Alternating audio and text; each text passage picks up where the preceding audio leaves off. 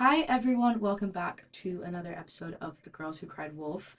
I am Laura. I am Summer. We are those girls. We are indeed. And today we've got an episode that's a bit different. It's not necessarily like Yeah. literature based, but it's Yeah, something but that we it's like found language interesting. oriented for sure. Yeah. Yeah. We like to switch it Yeah, up for you guys. We of like to keep it course. fresh and Yeah. clean and such and such. Fresh and clean. Fresh and clean. Okay. You know that song I'm thinking about, like No. I never know so the song fresh, you're so thinking about. clean. No. That I can't sing it for you because I'm just hearing so Alright. fresh, so clean in my head right now. Okay. Um, but yeah, no, we're talking about place names today. Yeah. And why they why they matter, how they Yeah. were named. Um, so do you want to start off, Yeah. Summer, with Cool. What, like I think give us a bit we've of got an like a bit of a introduction. justification on why we're doing this as an Yeah. episode. So we both think it's pretty interesting that every place name kind of contains a fragment of the past in one way or another. And like how something someone said in a particular language at a particular moment for a particular reason kind of has the longevity that we keep saying them Hmm. like to date We and why that really love matters. the longevity of words. We do We indeed. We love really it. do. Yeah. Um, so some of them sort of just describe what something once or still is. So like snowy landscape or like a river or a desert. And some of them like preserve gods, kings, or vanished languages. Others are kind of just misunderstandings, which I find quite funny. Hmm. Like words that are overheard, misread, mistranslated, and then eventually put down on a map, like for the rest of time, Yeah. however long. And I Yeah. think that we kind of see place names as like a factual thing, Yeah. a very neutral factual thing, but they are more than that in the sense that like a place Mm. name survives sometimes the people that named it. Well, obviously it Yeah. survives the people that named it. Yeah. Yeah. Or the landscape that it was named after, or like whatever reasoning Mm. was behind naming that, and it kind of just becomes part of our speech without Yeah. us questioning. Like same thing with our idioms episode. Yeah. I think Like this is very tied to it's that. very Yeah. similar. Yeah. But they like quietly carry like histories of like conquests, commerce, and confusion into contemporary speech. And I think there's something quite interesting in that. So in this episode, we're going to discuss why they matter, how they act as historical, political, geographical legacies, how they can aid human lifestyle, how they may be used to, and how they're quite often said, almost always said, without kind of an understanding of their origin. Yeah. Yeah. I So think do you want it's to?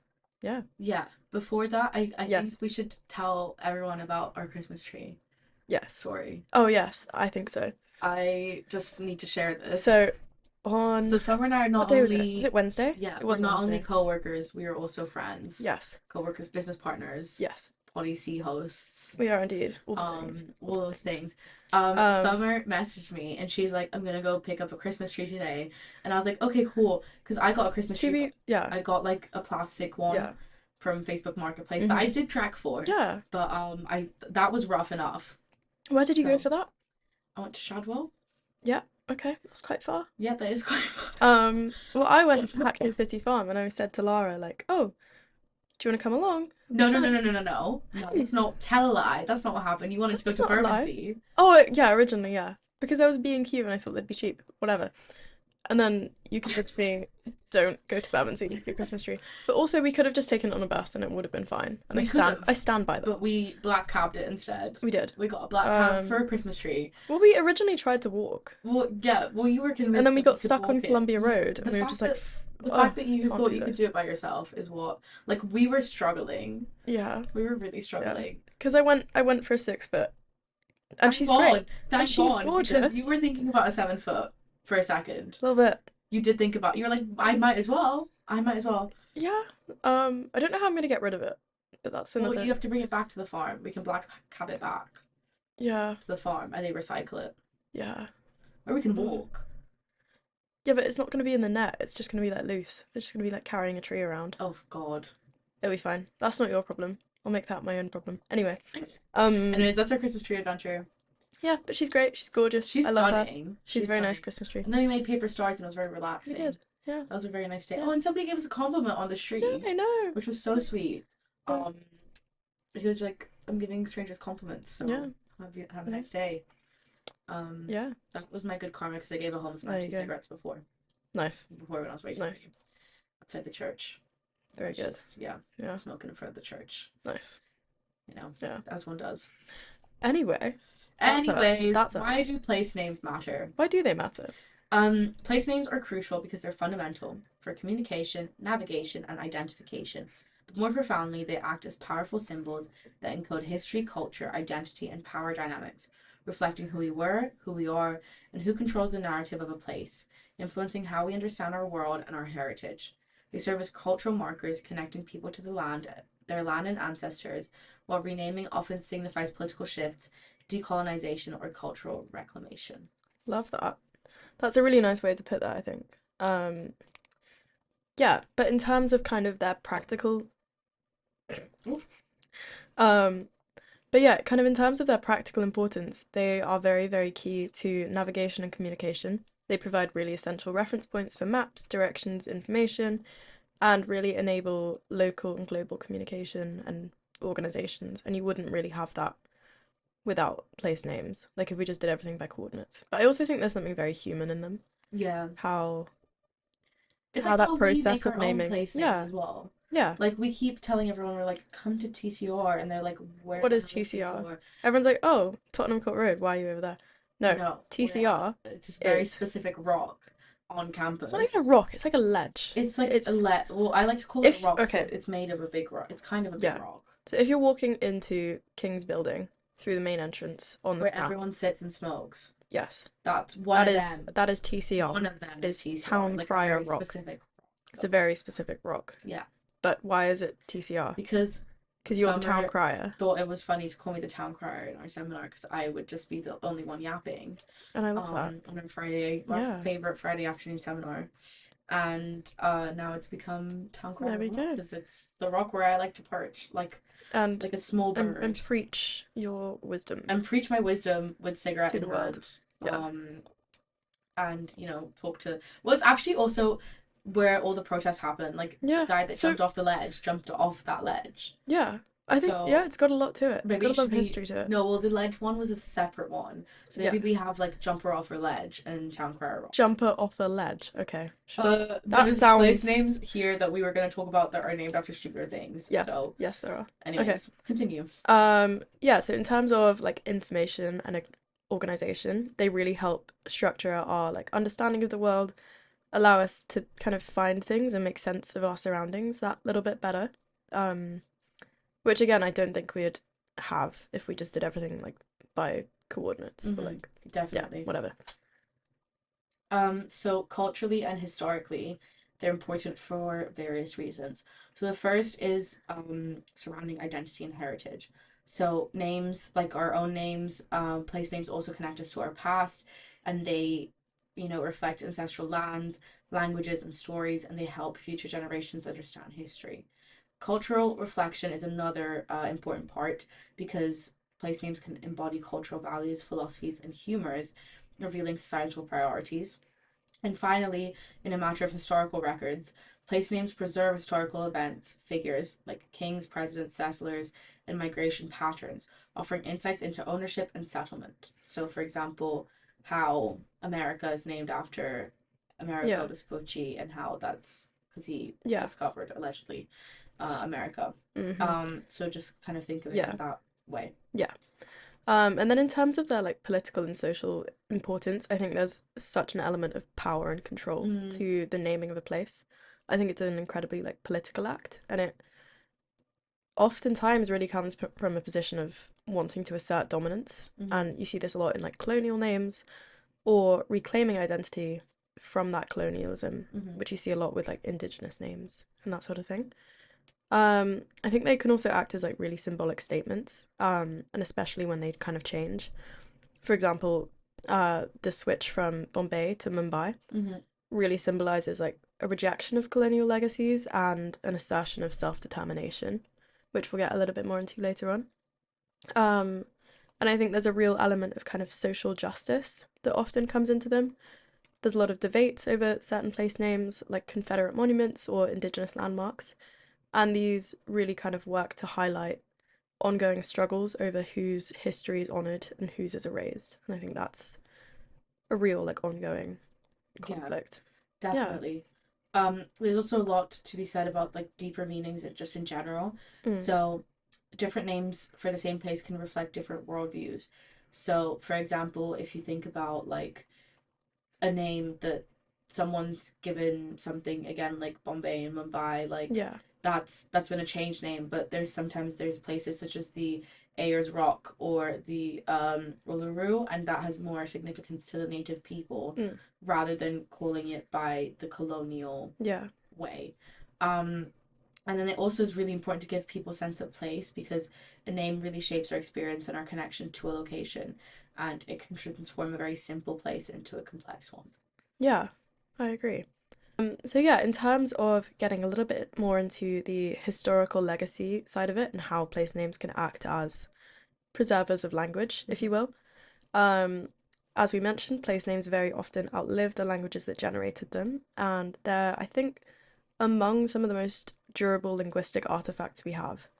So if you consider Athens, city in Greece, this preserves very ancient traces of Greek myths, and the name is obviously bound to the goddess Athena, but even earlier layers suggest pre-Greek origins to this, and this really hints at a language before like Hellenic dominance and how certain language can be rewritten and re-understood, but never entirely erased.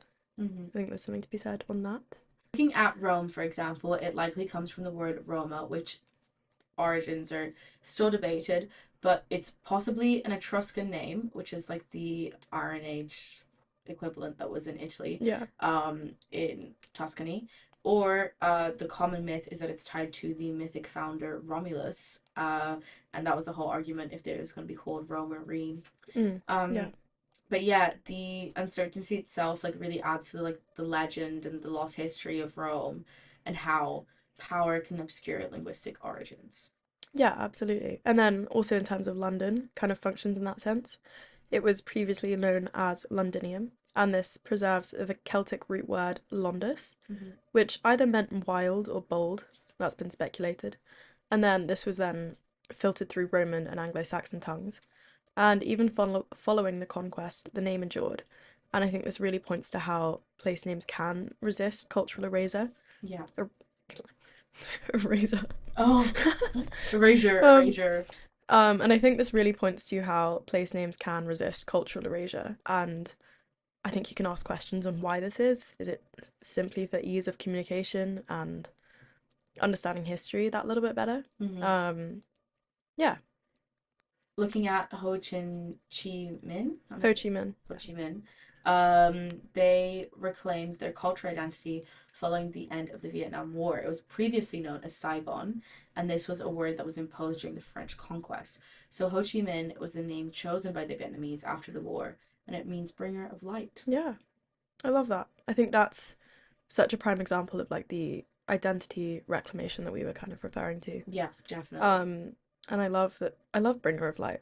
That's yeah, love I it. think that's so cute. The name Paris also comes from the Parisi, which was a Celtic tribe that lived in the region that we now know as Paris. Mm-hmm. And the city was originally called, excuse my pronunciation, Lutetia Parisiorum, maybe? I believe so. Sure.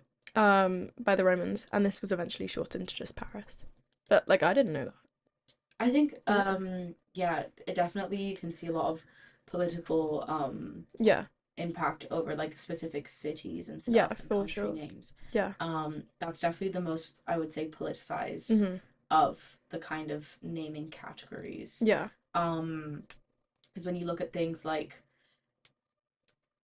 areas or like landscape thing like they're more landscape Yeah. based on like a local area level Yeah. when it's kind of what we're going to talk about now, Yeah. which is landscape. So a lot of um a lot of names are very like blunt descriptions of the world and how it appeared to those who named it. Yeah. So for example, the word Sahara comes from the Arabic Sahara, which simply means desert. So calling it the Sahara Desert is linguistically redundant So you're just saying desert, desert. Yeah. Like people who say chai tea and it's like, Yeah. are you saying chai chai? Yeah. Um, Or the sports team, the Los Angeles Angels, because that just means yeah, the Angels. yeah, Yeah. exactly. But it reflects a lot how later languages can inherit names with little understanding of their meaning. Yeah, for sure. And kind of slightly to that end, the word Himalaya derives from Sanskrit, and Hima or Hima meant snow, and Alaya meant abode. So Himalaya thus originally means abode of the snow, and this is very poetic and Hmm. precise, and it really anchors the name quite firmly in the physical reality of the mountain range. Yeah. And I love that. It's like, oh, where are you from? Abode of the snow. Hello. That's so cool. Um, and then a place like Avon comes from the Yeah. Brythonic word Abona, which means river. So the river Avon is the river, and settlers mistook a generic word for a proper noun. Yeah. So again, very similar to Sahara. Yeah. How silly. We But actually it have a bunch of rivers called Avon here. really Yeah. Because, that it I just don't means know, river. one guy was like, what's that? Someone was like, Avon, which was just the word for river. And then they were like, Oh, okay, River Avon. No, it's just river. that would be something I would do. Yeah. But yeah, this definitely does show that language is a direct response to geography. And are these names acts of observation, reverence, or coincidental longevity? What happens when a descriptive name becomes symbolic? Does it lose or gain meaning? Food for thought. What do you Who think? knows? I think a bit of both. I think we really kind of lose those originary meanings. Hmm. Um, but I think that makes it so much more interesting to look into them. Yeah, Yeah. But I definitely. don't know. I don't think there's a concrete answer to that. Like what happens when something that was once just descriptive becomes symbolic. Well, Yeah. speaking of meaning, let's talk about Yeah. misinterpretation of place Yes. names. Would you like to start off there? Yes. So a lot of place names literally just come from people making mistakes. So for example, Yucatan comes from that as a place name comes from early Spanish confusion with the Maya tribe or the Mayans. With the most popular story being that when asked the name of the land, the Maya tribe responded with phrases like, I don't understand your speech, or look how they talk, which in their language sounded like Yucatan to the conquistadors. So before the Spanish, the Maya called the region Mayab, which just meant flat. And this isn't necessarily certain, but it really indicates how messy those evolutions of language can really be. Yeah, definitely. Yeah. It really is crazy when you think about it, how much of like the world is so Yeah. deeply shaped by colonialism, and I think people don't understand like how like it might seem silly like oh it's been this long that we've called Mm. it X, Y, or Z, but like it really does mean so much to Yeah. like the native people of that place, whether or not you respect the origins of I the think place so. name. I think Yeah. it's very important. Very much so. Um, and at the end of the day, it's just a place name, and Yeah. it can always be changed. Yeah. Um, but let's look at Manhattan. So it's not really a misunderstanding, but it's more of a semantic drift. So the Lenape word is Manhattan, which means place for gathering or the place where wood is gathered. This was reduced over time into a proper noun and it was stripped of its descriptive sense, which means it shows how meaning can vanish Yeah. without like error, just more over Yeah. time. Yeah, for sure. This is one I quite like. Yeah. Torpenhow Hill is a hill in Cumbria, in England, and it's very famous for its tautological name, which comes from multiple languages, and it effectively means hill, hill, hill, hill. So, tor was the Old English or Norse word for hill or peak. Pen was Brythonic or Celtic for hill or head. How was Norse for mound or hill, and then hill is obviously just English. So, Hill, hill, hill, hill. yeah, Yeah, I like that one. pretty much. I like that Yeah, one. Speaking I of, think it's a hill. I think I it's a think it hill, might hill, be. hill, hill. I think it might be a hill. But Yeah. it's not the only place that is named after its functionality. Yes. Especially lots of places in London, So many. are Yeah. named after their Yeah. We've only functionality. got like three examples here, but there are so Yeah, many but more. we can Yeah. probably like think of I so have many. more off the top of my head. Yeah. Yeah. Um, but a lot of cities, so yeah, London, for example, place names began as practical labels, which were meant to make the lives of the residents easier. We see this a lot in our street names as well. Yeah. Like it's I always think like, so. like Bread Street Yeah. or like, Yeah. Shoe Have Lane. you ever walked out of Temple Station and seen Tweezer Alley? No. I do wonder about that, but But I you feel know, like for another day. I was explaining to my sister when she came to visit, when we came over to your flat, Yeah. like how many of the like how it's a very like fashion Yeah. oriented district that you live in, Yeah, yeah, with yeah. like Petticoat Lane, Yeah. Shoe Lane, Yeah. Market Lane, Yeah, whatever, like exactly. all these different Yeah. names. But an example here that we have is Bank. So this was the name of London's original financial district. It comes from the riverbanks, but also from the Italian banca, which is the benches where moneylenders worked. So here, geography and economics blur together in the same name. Yeah, I think that's really really interesting. And I do wonder if that's like why we call banks banks. Probably. Maybe. Yeah. But yeah, kind of also to that end, we have Poultry in the City of London, which is a street that was originally the site of, lo and behold, a poultry market. And similarly, Baker Street reflects a concentration of bakers in kind of medieval guild systems. So that would have been a district very much dominated by bakeries, Hmm. and now we call it Baker Street. One So, I really like yeah. is Chiswick. And do Oh you know yeah, what Chiswick I is? do not. Chiswick is cheese farm. Oh. A wick is a farm or witch or wick is a specialized Mm. farm or trading place. So Woolwich, Yeah, Woolwich. Woolwich, yeah, Yeah. is a wool landing. Oh. And yeah, Chiswick is a cheese farm. Oh. So yeah, but also, um, Paddington Yeah. is Padda's farm. Oh. So that used to be a farm. One I Interesting. was who was I talking to about this? I think I was talking to Laura about this, but we were talking about Dalston Kingsland Oh yeah. and how I was like, isn't all of London, like England, the King's Land? And Sure. she was like, Yeah. yes, but like this was a special part of the King's Land. Ooh. And she was like trying to explain it to me. I'm explaining it really badly, but I did think about that. Okay. Interesting. Any others that you like in London? I know Aldgate. Yeah, So obviously, Bishopsgate. yeah, medievally speaking, London had a series of gates. So you've got Aldgate, Bishopsgate, whatever. And there would be like these gates to the city that Romans would kind of use to, figure out where they needed to go, pretty Yeah. much. But no one entirely knows what Aldgate means. It was either old, like Old Gate, Yeah. or like old meaning all. So like it was like the gate for all. It Oh, was like okay. welcome to everyone, which I quite like. I like the second one more. Or old meant ale, and it was just like the area where everyone drank ale. Oh, Yeah, yeah, which probably. yeah, I I think we like should living bring there. back some of those like quirky names, Yeah, like Knightsbridge. yeah. Bring Obviously, a bridge back. for a knight. Yeah, that's Yeah, but cool. like, why can't we just like Yeah, update them? yeah, Also, another one that I find interesting is how St. Paul's is an area just based off a church. yeah. I love that. Like, Yeah. like, oh, I live in St. Paul's. Like, do you live in well, it's not a church, it's a cathedral, but Mm. do you live in the cathedral? No, Yeah, no, you don't. yeah, yeah, yeah. There are apparently 7 gates of London: Yeah, Aldgate, Bishopsgate, Moorgate, Cripplegate, Aldersgate, Newgate, and Ludgate. and they're all the Yeah. city of London, right? Yes. Yeah, okay. Yeah, because that's Let's all that London used to be. It yeah, used to just be the city. yeah, Yeah. Londinium and such. Let's move on from London because it Yeah. might not be super interesting to everyone who Yeah. isn't us. Yes. But Um, let's talk about place names as political acts or exertions of power. yeah, cool. But yeah, I mean, as we mentioned, I think naming is such a political act, like Hmm. 99% of the time.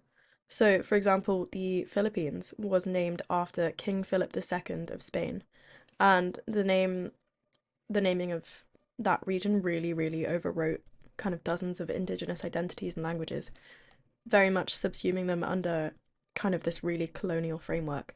And I think colonial place names often act as monuments to distant rulers, Hmm. and they really encode like domination into everyday speech.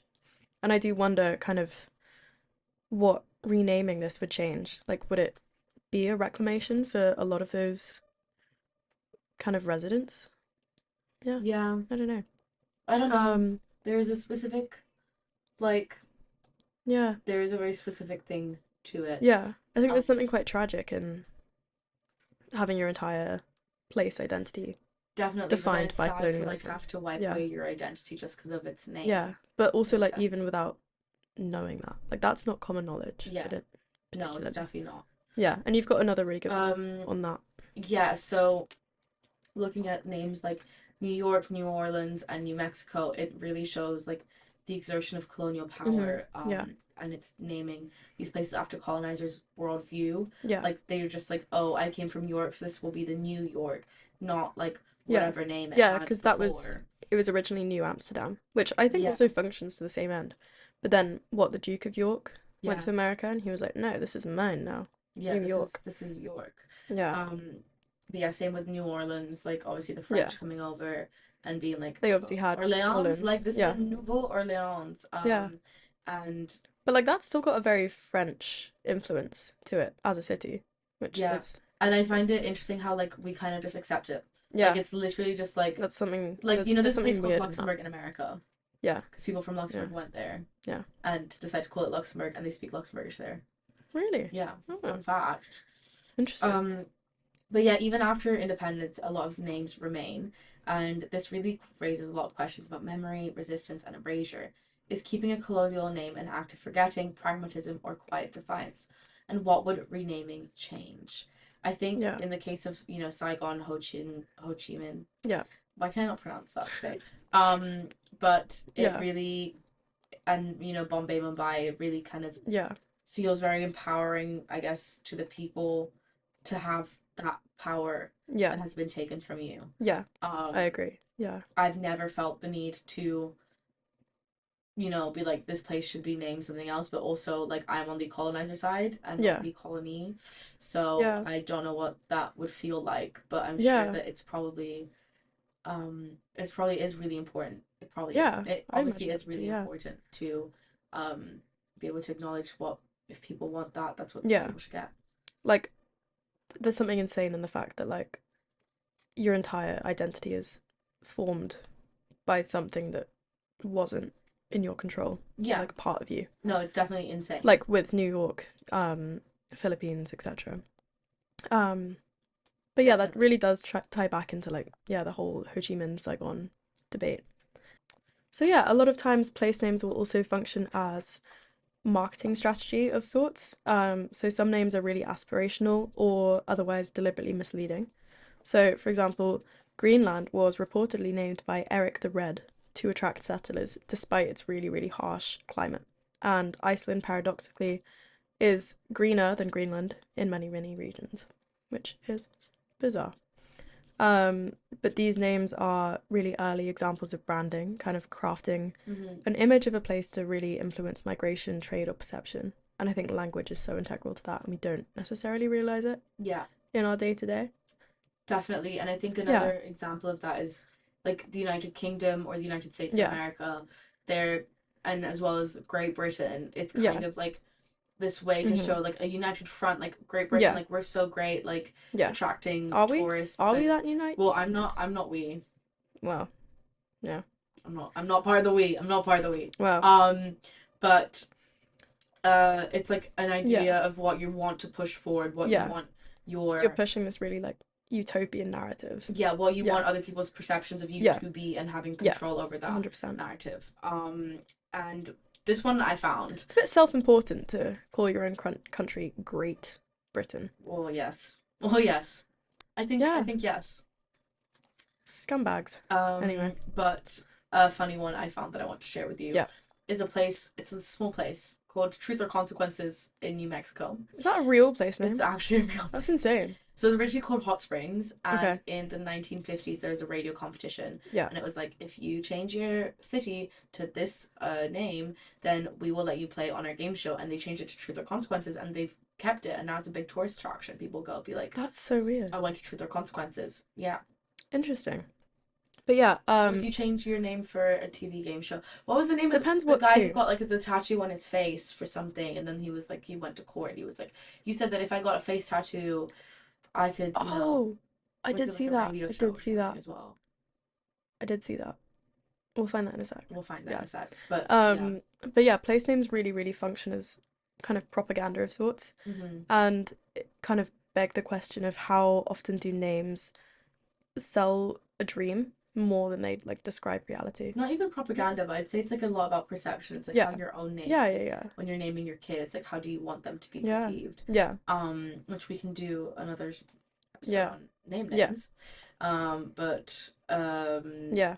yeah, no, naming is really a lot about. Hmm. I feel like Yeah. half of naming is to do with meaning and the other half is about perception. Yeah, 100%. Yeah, Definitely. weird. Um, I want to find that article now with the guy that tattooed his face. I don't know why I just thought I could Google guy that tattooed his face and expect it to come up. There's also a lot of naming after people. I found a few examples Hmm. that are more UK specific to kind of illustrate this point. But for example, during the Anglo-Saxon settlement in Britain, a lot of place names were formed by combining the name of a local figure or chieftain with an Old English word for a settlement or the geographical feature. So, Ingus, the suffix there, means the people of or the followers of, and this was a common suffix used to indicate that a place belonged to a specific family or tribe. So this is now like ing or ings. Yeah. So for example, Reading was named after a man called Rada, and it means Rada's people, and Hastings was named for a chieftain named Hasta. Other common suffixes were combined with personal names to denote ownership or association. So the suffix ham means home, homestead, or estate. So Birmingham was the home of Burma's people. Tun means enclosure, farm, or village, and Wolverhampton was named after the noble lady Wolfran, who founded a monastery there. Mm. Lee or Lay, well, Lee, Lie. Lie, Lie? Lee? Lee, Yeah. Any of Ley of or the above. Ly Yeah. means woodland clearing. So Dudley was the clearing belonging to a man called Dudda. Dada. Love him. That made me laugh. Fun. Dudda. But yeah, like after the Norman conquest in 1066, quite a different pattern emerged, and existing place names had sort of the surnames of new feudal lords appended to them to indicate ownership and, in a way, distinguish them from other settlements with similar names. And this often involved adding the Norman French name as a suffix. So, for example, Stoke Mandeville was held by the Mandeville family. Ashby de la Zouch, is that how you say that? Yeah. Was owned by the Lazouche family. And in this sense, kind of these historical naming conventions mean that many English place names are effectively a snapshot in time, and they reflect the names of prominent individuals who lived there centuries and centuries ago, and kind of combined with a description of the place itself. Yeah. Which, yeah, not super obvious at first glance. I wonder if Norwich comes from that, like North Farm, because you said which was farm. Yeah. Nor. That would make Yeah. sense. That would make sense, probably. Interesting. But to wrap it up, this is kind of a funny thing. Yeah. That I found. So I was kind of thinking, like, what is the process to name something? Yeah. So in the UK, I found the process for the street naming process. So this involves developers applying to the local council, which then consults with the Royal Mail, emergency service, and statutory undertakers considering local history and guidelines to officially name and number new streets for new properties, a statutory duty for councils under laws like the Towns Improvement Clauses Act in 1847. So this ensures proper postal and emergency access, with applications often taking several weeks. If you would like to name a street somewhere, this is the key steps. Can I? Number 1, developer application. So you propose the name and submit plans to the new or to the local authority. 2, council review. So the council will check the name against guidelines, considering local heritage, themes, and potential conflicts, often consulting parish councils and residents. 3, consultation. Names are sent to Royal Mail. I love how Royal Mail is so involved in this. Emergency services and utility companies for their input. This is so much fun. I want to name a street. I think we'll maybe build one. Yeah. Just build a street. Yeah. Approval is step 4, so the council negotiates any necessary change. And number 5 is notification. So approved details are passed to Royal Mail for postcodes and to other relevant bodies to establish the official address. Wild. That's just so much fun. A fun fact that I love that. But yeah, shall we get on to our closing thoughts? Yeah. Yeah. So I think it's really interesting that kind of across all of these categories, be it historical, geographical, political, or even just like misinterpretation, place names reveal tensions between description and domination, memory and misunderstanding, or truth and persuasion. And I think they really remind us that language does not just label the world and its places, but it really shapes how we inherit it. Yeah. Definitely. Have you got a 2 cents on place names? I just think that besides wanting to name a street. Well, I'd call it Laura Street. Nice. Obviously. No, I think place names are really interesting, and I think that like spiritually there's a lot Hmm. in the energy of a place name Yeah, I and think like so. what it Yeah. means and its origins, and I think that like you can really like feel the different like Yeah. I think it's important. I think naming things is very important Yeah. and that people don't take it seriously enough I sometimes. think there's something very, very human in naming, be it a person, a place, whatever it may No, be. 100%. Yeah. 100%. And I think that it's really good that as a society we're more like politically inclined now to Yeah. realize that how much weight that words hold Yeah. and that people For are sure. able to change place names Yeah. and you know things like even place of education Yeah. or certain streets being Yeah. names being removed, which is what they did in Germany I Yeah. think after the Yeah. war, Yeah. Yeah. for example. It is a lot more important than people realize because Yeah. when these things are even small things, but they're so ingrained into our daily lives, like we forget Yeah. how important they actually are. Yeah. I think they very much shape identity. Mm-hmm.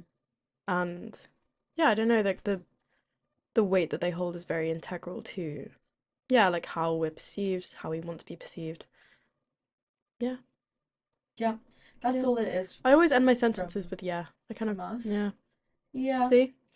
Um, Anyway, Thank you for listening. This was a short episode today, but we have a little got some bit. things coming up. I Yes. have decided to disappear for a month, Yeah, so I know. we are recording Womp. some things ahead of time, but hopefully Yeah. more things that you're So going to be we're enjoying. what are we? We're recording two more this week. So there's today's episode next week, and then we'll be recording. We'll be back again on the 5th. So we are taking Yes. a week off for Much Christmas. needed. But we have so many essays. We So have a let lot us of live. essays to do, Yeah. and a lot of books to read to get back to you guys with. Yeah. Thank you so much, everyone, Thank you for for listening. listening. So we got a comment under our Instagram post last week about Jane Austen episode, and it says, "Hello, girls who cried wolf. I wouldn't call myself a real Jane Austen fan, but I wanted to give it a try, and I must say, I truly enjoyed this episode." Hand clapping emoji. I mainly like. Thank you. I was waiting for you to do that. I was like telepathically communicating. I was I'm like really clap into the clap. idea of doing ASMR now. We're Yeah, finishing a couple minutes early, so I might just yeah. Maybe we'll just. fiddle around. Oh, if you go ahead. You do everything you need to do. I mainly liked how you approached the rise of the novel in England and its impact on the genre. In a way, what we call a genre in literature, it was considered as a new vehicle or channel of communication for a new audience, and mainly as a lighter form of entertainment, a bit like Reels or TikTok today.